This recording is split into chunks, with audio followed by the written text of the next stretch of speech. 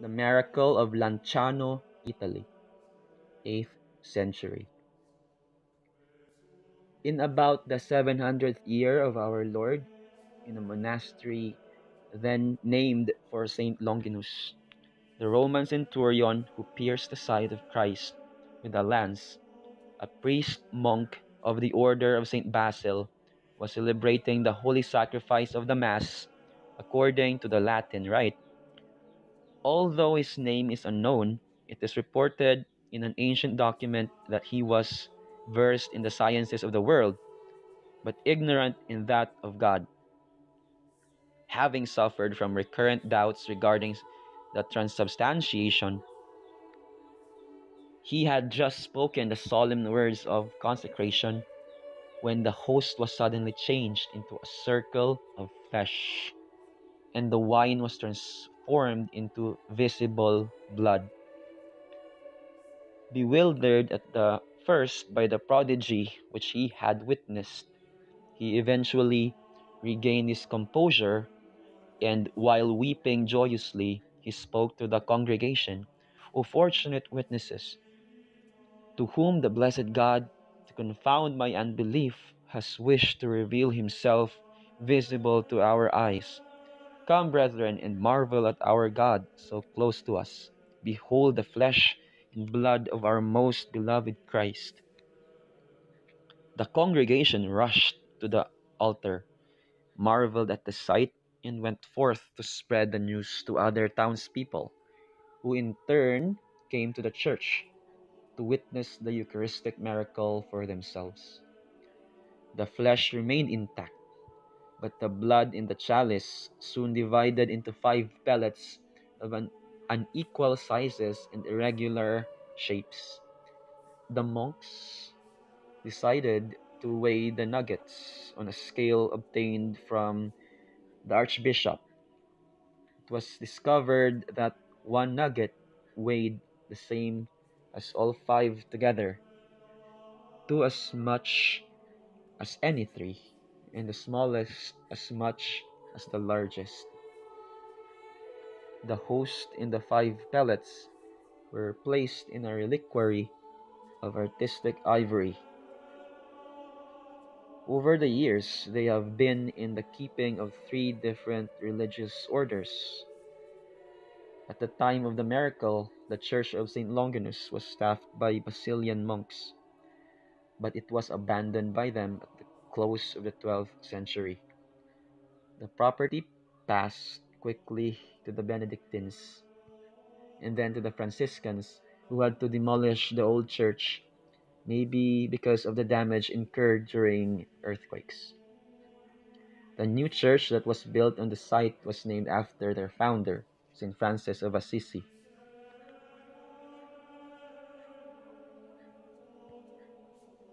The ivory reliquary was replaced in 1713 by the one which now exhibits the 2 relics. This is a monstrance of finely sculptured silver and crystal. The flesh is enclosed in the way a host is usually enclosed in a monstrance, and the nuggets of blood are held in a chalice of artistically etched crystal, which some believe might be the actual chalice in which the miraculous change occurred. In 1887, Archbishop Petrarca of Lanciano obtained from Pope Leo XIII a plenary indulgence in perpetuity for those who visit the Church of the Miracle during the 8 days preceding the annual feast day, the last Sunday of October.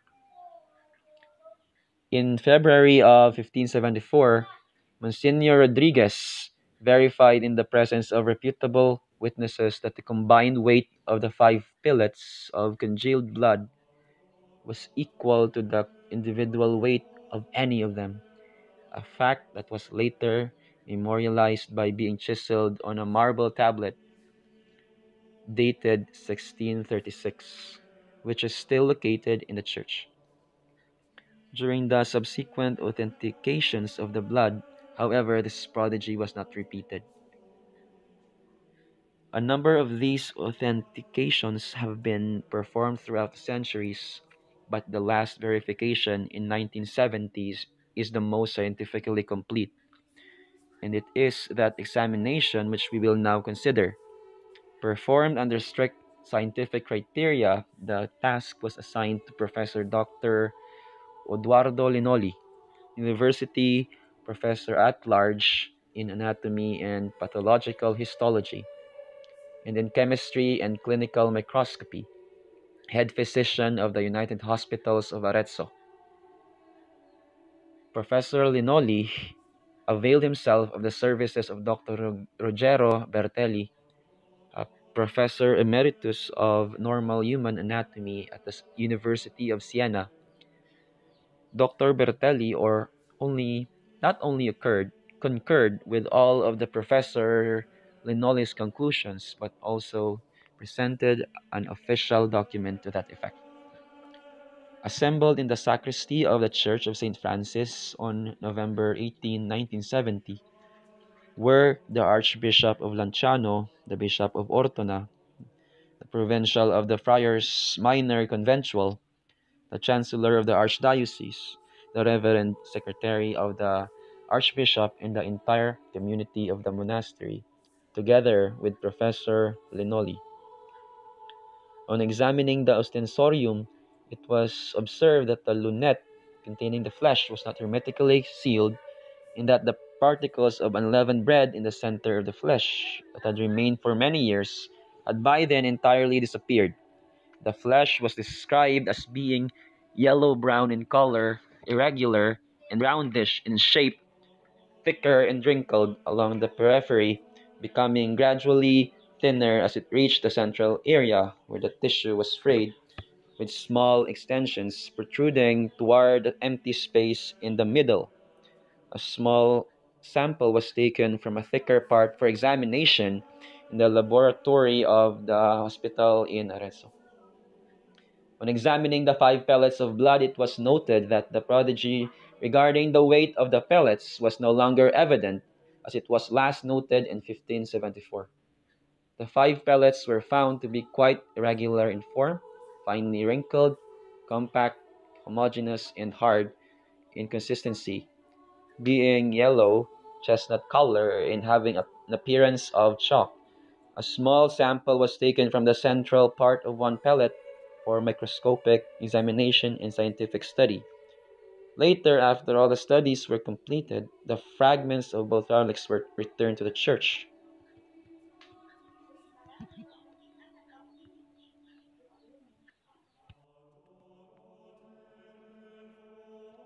As a result of the histological or microscopic studies, the following facts were ascertained and documented.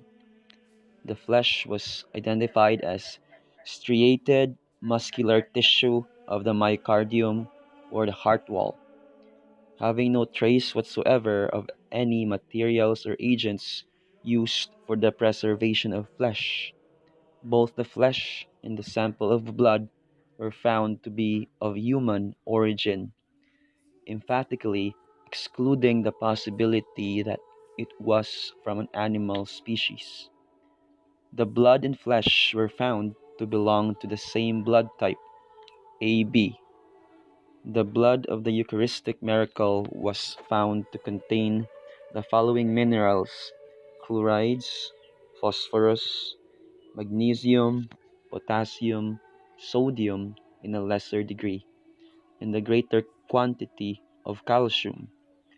Proteins in the clotted blood were found to be normally fractionated with the same percentage ratio as those found in the normal fresh blood.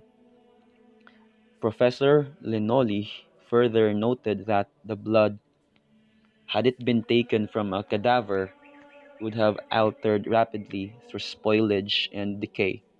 His findings conclusively exclude the possibility of a fraud perpetrated centuries ago. In fact, he maintained that only a hand experienced in anatomic dissection could have obtained from a hollow internal organ, the heart, such an expert cut made tangentially, that is, a round cut, thick on the outer edges and lessening gradually and uniformly into nothingness in the central area. The doctor ended his report by stating that while the flesh and blood were conserved in receptacles not hermetically sealed, they were not damaged, although they had been exposed to the influences of physical, atmospheric, and biological agents. The ostensorium containing the relics was previously kept to the side of the altar in the Church of St. Francis, but it is now situated in a tabernacle atop the main tabernacle of the high altar. A stairway at the back of the altar enables the visitor to approach very close to the tabernacle, which is open in the back, so that he can clearly see the reliquary containing the flesh and blood. The visitor will notice that the host appears rosy in color when it is backlighted. As he gazes, he must undoubtedly reflect upon the countless numbers of others who have looked upon this awesome miracle during its more than 1,200 years of existence.